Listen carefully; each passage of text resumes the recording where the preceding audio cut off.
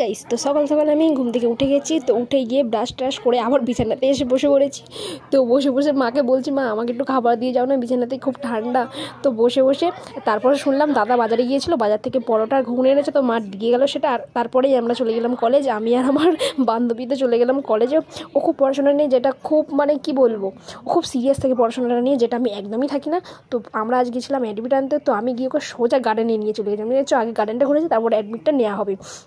তো আর আমাদের কলেজের গার্ডেনটা এতটাই সুন্দর, তো তোমরা বলতে পারো একটা ছোট্ট মতো একটা খিরাই, তো খিরাই পৌঁছে গেছো। তো এত সুন্দর সুন্দর ফুল গাছ, তো কলেজের গেট থেকে শুরু করে পুরো গার্ডেনটা।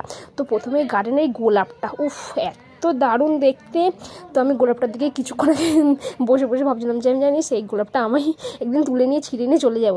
তো পাশে দেখি প্রফেসর এসে গেছে, তো দাঁড়িয়েছিল।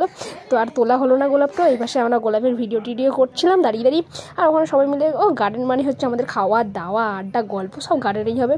তো আর এই হচ্ছে আমাদের কলেজের পিছন সাইডটা, মানে যেটা গার্ডেনের দিক থেকে পড়ছে। এবার গার্ডেন থেকে বেরিয়ে আমি ওকে বলছি আগে ফুচকা খাই, ও বলছে না আগে অ্যাডমিট নিবি, তারপর তুই ফুচকা খাবি। তো তারপরেই অ্যাডমিট নিয়ে চললাম।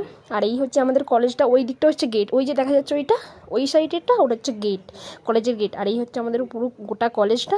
তারপর আমরা অ্যাডমিট নিয়ে বাড়ি চলে এলাম। তো আজকে এইটুকু বা